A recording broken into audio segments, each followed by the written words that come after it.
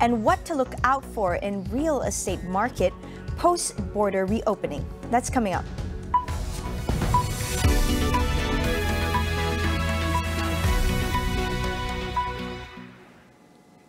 Malaysia has abstained from voting to suspend Russia in the United Nations Human Rights Council. Wisma Putra in a statement said that a critical decision such as the suspension of a member should not be made in haste and must be accorded its due processes. It added that Malaysia believes that the Commission of Inquiry must be allowed time to carry out investigations and present its findings first, as to verify allegation of violations of human rights happening in conflict areas. Malaysia continues to urge for all parties to take steps to de-escalate and work towards dialogue and negotiations. On Thursday, the United Nations General Assembly adopted a resolution to suspend Russia's membership in the United Nations Human Rights Council. During the voting, 93 member states voted in favor, 24 voted against, and 58 abstained, while 18 did not vote on the resolution. Meanwhile, Datuk Sri Ismail Sabri Yaakob said he never begged any political party to maintain support for him to remain as Prime Minister.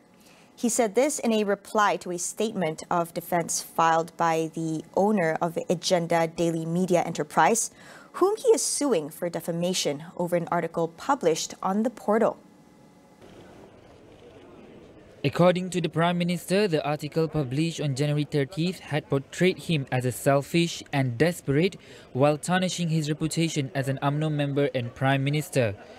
Ismail Sabri claimed the portal's owner Muhammad Izwan had taken his speech made at an event in Bera a day earlier out of context to be used in the article. Ismail Sabri, who is suing the portal in his personal capacity, also claimed Izwan did not attend the event and did not seek verification or explanation of his speech. Meanwhile, Izwan in his statement of defense refuted the claim by the Prime Minister, insisting that he and his company practiced responsible journalism and that the article was a fair and justified political commentary piece. As the country transitions to endemicity, almost 98% of COVID cases experience mild symptoms. These patients are only required to isolate at home without being referred to hospitals. Health Minister Khairi Jamaluddin said this milestone is achieved thanks to the wide coverage of the national vaccination program. Khairi said those who are quarantined at home are monitored via the Virtual COVID Assessment Center VCAC through MySejahtera. Patients are required to submit updates on their symptoms daily through the health assessment tool in the app, and those with deteriorating health conditions will be referred to hospitals. To assist the B40s in their self-health assessments, Khairi said more than 2 million COVID-19 care packages have been delivered containing items such as a pulse oximeter, thermometer, and COVID-19 self-test kits. As of April 4th, the VCAC was monitoring almost 176,000 home quarantine cases.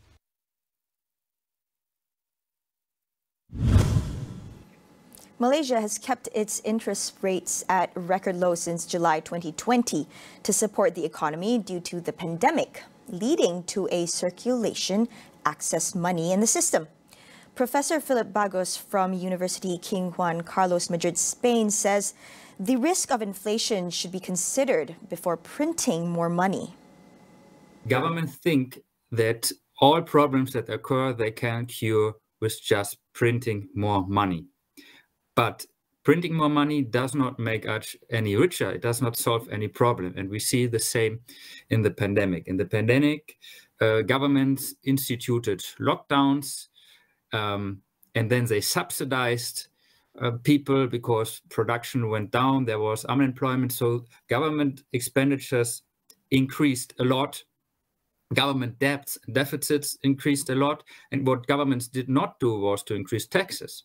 So they financed all of this through new money production. And now we see the results. Now prices are increasing and the hidden costs becomes obvious to everyone. Prof. Bagos said that while there is generally a fear of the word deflation, Policy measures allowing productivity growth deflation should not be discouraged at present due to high inflationary pressures. Prices fall due to market processes. Everything is getting cheaper. The most important reason for market price deflation is just economic growth. Yeah? If more goods and services are produced due to technological advances, capital accumulation, and so on, and the amount of goods and services increase faster than the money supply, then everything is getting cheaper. And this is the most natural development actually in a market economy. And we saw this in the 19th century. This was the normal development. And it's like giving a dividend of economic growth to everyone in the population, poor or rich, in form of cheaper prices. The key worry facing the global economy right now is stagflation, where prices are higher with lower income. Prof. Philip Bagos from University King Juan Carlos, Spain, suggests for the government to reduce spending to keep a lid on inflation. To decrease government spending and government deficits, because these government deficits, that government spends more than it receives in taxes, the difference is financed directly or indirectly by the central banks and the banking system producing more money. So if we have balanced budgets, this would be a step in the right direction. But here the fundamental problem is, of course, that government has the control of money, on money. And with fiat money, with paper money, the temptation for government is too big not to use this incredible power. I mean, if I would have the power to print money to pay for my expenditures, I certainly would do it. And the government does it also.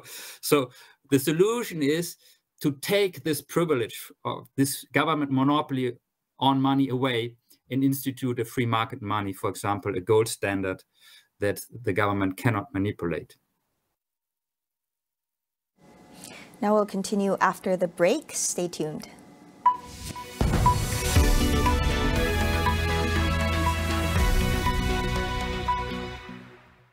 Memperkenalkan pizza Domino's Mega Cheese baru dengan 3 sos pilihan dan sehingga setengah kilogram keju. Tiada keju yang lebih meleleh dari ini. Bawa pulang sekarang dan nikmati diskaun 50%. It's all about you.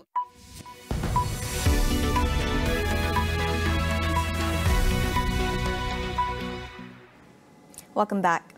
Malaysia's real estate market is expected to see an uptick in foreign buyers with the border reopening. We speak to CEO of Juwai IQI Group, Kashif Ansari, on how this renewed interest might impact the market and its recovery. 2020 and 2021, this is the time where there's a lot of incentive given by the Malaysian government, which really helped the home buyer, first-time home buyers and other to invest in real estate. And that's what we have seen the trend. Plus COVID, this is the time where everybody feels that how home, house, work from home, everything was home, like your school, your office, everything was home. So we have seen the trend is people are investing more in real estate. And that's why we think definitely it will increase. For the buyers who haven't bought it, the Malaysian, I think prices will definitely go up. This is globally. Plus Malaysian being the regional, and like what happened, if you've seen in 2021, the shortage of the chip market and the Intel and lots of investment in the tech related industry, and Malaysia is in the forefront. So we are seeing a lot of investment coming in, a lot of money coming in, definitely, which will help to boost the economy. When the economy is good, people have money, definitely they'll invest in the real estate sector. He said especially with the Singapore-Malaysia border reopening, real estate interest from foreign investors would likely increase. Aside from being a boost to the Malaysian economy, this also means more competition to local home buyers. There was a time, there was a lot of Singaporean coming in, but we have seen in 2018, 2019, where the Singaporean buying was stopped. But now the interest is going more. We are seeing more Singaporean coming in. Plus the market, Singaporean real estate market is so expensive at the moment. The prices has gone so much. So for them, they do understand the importance of real estate. And just next door, if you can afford it with the right, like the right infrastructure, so definitely there'll be a lot of, and like how Malaysian government handled the COVID, it gives a real boost to the real estate sector. We are seeing a lot of interest from global investors coming in and inquiring more about how the real estate market is, how they can move in Malaysia, how they can settle in Malaysia.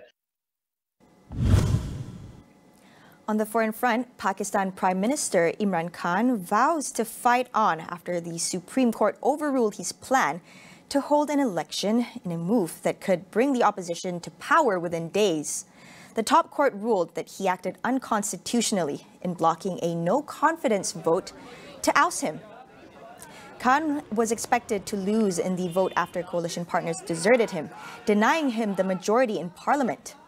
On Sunday, Khan dissolved the parliament, effectively blocking the no-confidence vote. Opposition members hit back and launched an appeal with the Supreme Court, which ruled that the vote should go ahead as planned. Now, Imran Khan may be removed from office this weekend after his move to block a no-confidence vote was ruled unconstitutional. We discuss Pakistan's political crisis tonight on Consider This.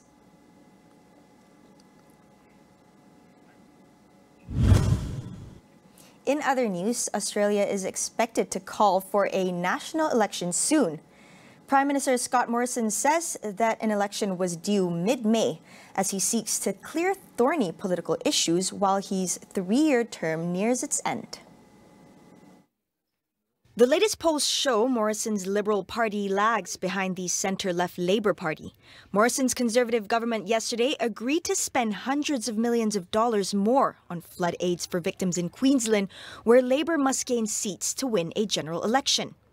The Prime Minister said today the election would be fought on his government's economic track record and national security.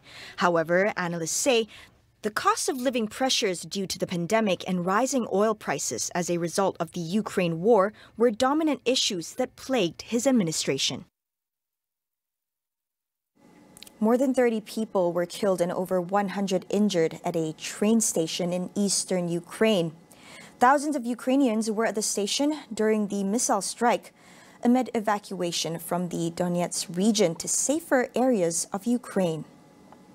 The deadly strike came as European Commission President Ursula von der Leyen traveled to Kiev to meet with Ukrainian President Volodymyr Zelensky. The visit comes as the bloc approved its fifth package of sanctions against Russia on Thursday evening, imposing an import ban on Russian coal. On the same day, the United Nations General Assembly voted to suspend Russia from the United Nations Human Rights Council, prompting Moscow to announce it was quitting the body.